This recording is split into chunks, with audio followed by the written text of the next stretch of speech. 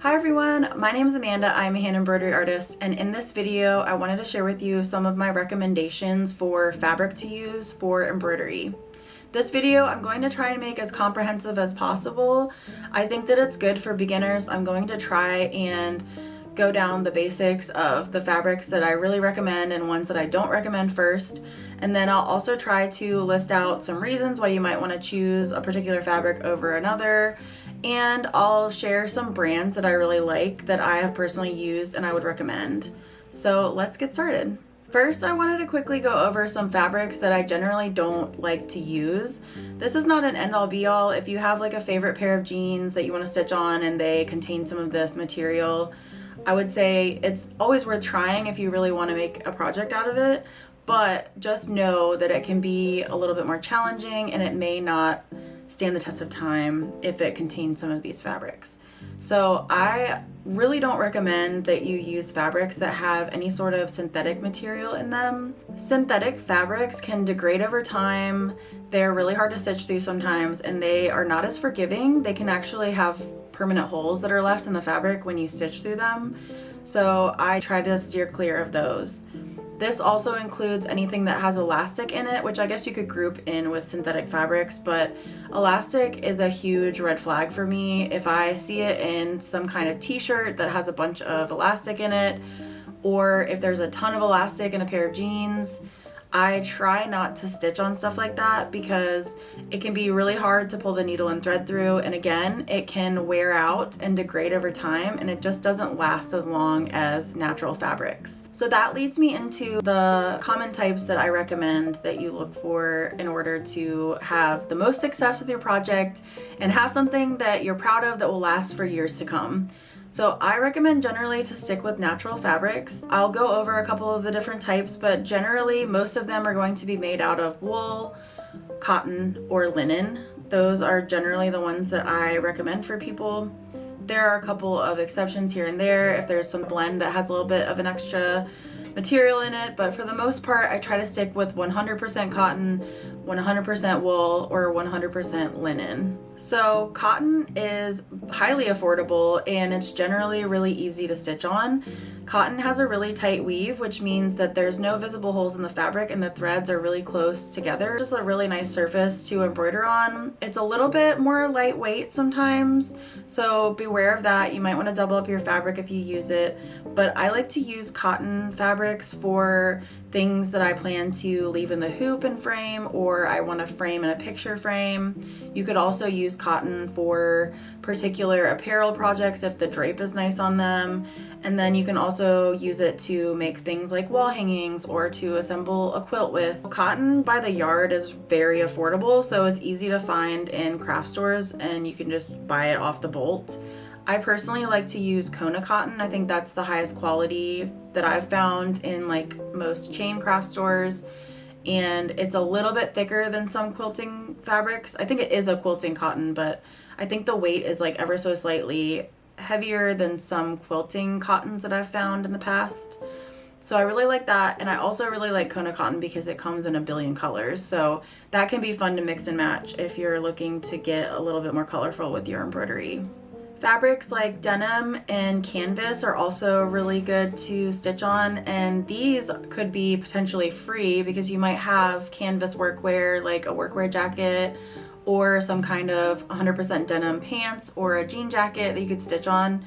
It's a great fabric to use. It's usually a little bit heavier, more of like a medium to heavyweight fabric, so it can be a little bit thicker, but it's still usually not super hard to stitch through, and it just supports the stitches so well. You don't have to worry about the fabric gathering easily or anything like that.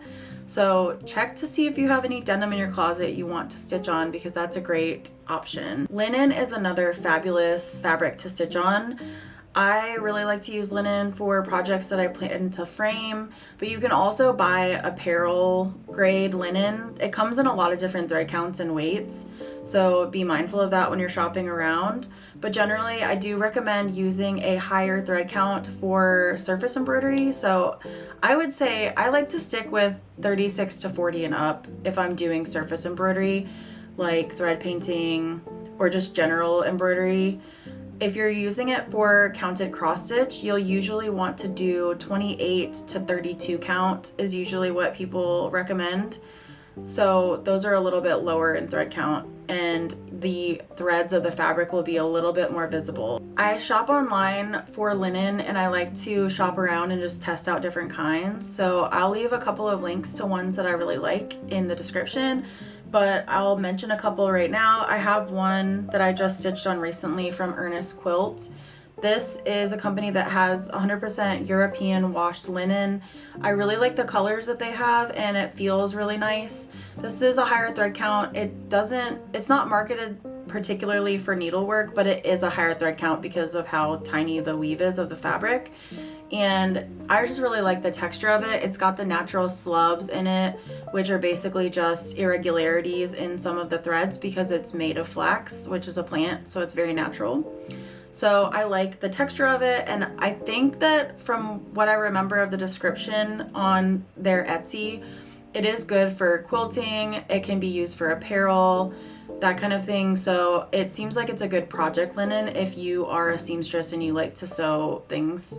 If you want to sew your embroideries and make a creation out of it, I think this would be a great linen to check out. And then another small business I really like to support is Stuart Moore's Textiles. Stuart Moore's Textiles has hand-dyed linens that are absolutely gorgeous. Usually there's some smaller swatches of fabric, so I don't think that there's usually anything for sale that has large amounts of the fabric, so these would be great for smaller projects.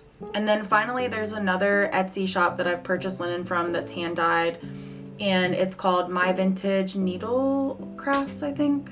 I'll make sure to leave the link and the name of it in the description, but they have larger quantities of fabric, and it's really nicely hand dyed, and it's Zweigert linen, which is another needlecraft linen. So that one actually does specify thread counts if you are looking for something for cross stitch, or if you just want to know what thread count you're getting. They do have specific thread counts that are available. Zweigert is a brand that you can usually find in a lot of chain craft stores, and it's generally pretty good. It's not like premium linen, but I have used it, and I think that it's high enough quality that I think that it's like perfectly fine to use for a nice project. Felt is another great option for embroidery. It's a little bit trickier to use because it can have kind of a fuzzy texture, which makes it difficult to draw on, and it's also not always ideal to use for certain things. Like I would say I would be careful putting something on like apparel, because I recommend getting wool felt, which can shrink. So if you're gonna use felt, wool felt is definitely ideal. It's just way sturdier. It's going to last longer than the acrylic felt. The acrylic felt literally will disintegrate and fall apart. So that's why I like to do the wool felt. But I like to use felt for different things that I maybe plan to use that are just going to be on display, or I have needle books here that I've used felt on right here, and these are really fun to make. So you can make like little accessories. You could make a pin cushion with felt. There's a lot of different things you could use with it. I like felt when you're looking for something that you don't want to fray after you cut it. So it's kind of my lazy solution for not wanting to have to like hem up the sides of fabric. So I also just like the texture of it. It's not just that, but that is a reason why maybe you would want to choose felt for something if you don't want to have to put some kind of finishing edge stitch on something. Then felt is a great solution for that. These next two fabrics are ones that you'll probably see in the craft store or online if you're shopping around, and they're generally good for counted needlework. I wouldn't necessarily recommend using them for surface embroidery, and I'll explain why for each one. So the first one is Evenweave fabric. This fabric actually is a blend of linen, and I think it might actually have rayon in it. This is probably the one exception of fabrics that when I say to avoid something with synthetic in it, this is because the Evenweave is completely even. Each thread is the exact same width, so it's a little bit more precise and like more smooth looking than linen, which has a little bit more natural irregularities into it. So Evenweave, you technically can use it for surface embroidery, but generally I feel like the thread counts are a little bit lower, and I just like something that has a little bit more of a tight weave for the kind of embroidery I do. I will use Evenweave if I want to do drawn thread work. You can use it for pulled thread work, and you can use it for counted cross stitch. The other fabric that's great for cross stitch is Aida fabric. Aida fabric is definitely one that I don't really recommend stitching on for embroidery. It has larger visible holes in it. There's actual like thread blocks in the fabric, so it's really easy to count with, and so I love it for cross stitch, but it's very rigid feeling. It wouldn't be great for apparel. It's mainly just good for something that's just going to be like hung on the wall. The holes make it really hard to get smooth lines or add in small details, so that's why I wouldn't recommend it for surface embroidery. You want something that has more of a canvas that's a little bit more, I guess it just gives you more freedom. I feel like Aida is a little bit more limiting because it's just not meant for surface embroidery and freestyle embroidery in that way. So I know that was a whole lot of information. So if you're watching this video and you're like, what fabrics would you generally recommend if I'm just starting out and I just want to practice? For surface embroidery, I would recommend trying to get some Kona cotton. I think that would be my #1 suggestion, but you can also get some linen if you can find it at the craft store. Either one of those is a great place to start for surface embroidery. And then for cross stitch, I would recommend starting with Aida fabric because it's a lot easier to count and visualize the holes if you are just starting out and wanting to learn how to cross stitch. Linen is great when you kind of graduate into more elaborate projects and projects that are a little bit more advanced. So stick with Aida and you should be good to go. I hope you enjoyed this video. I hope it wasn't too meandering. I tried to keep it as concise as possible, but I wanted to include as much information as possible.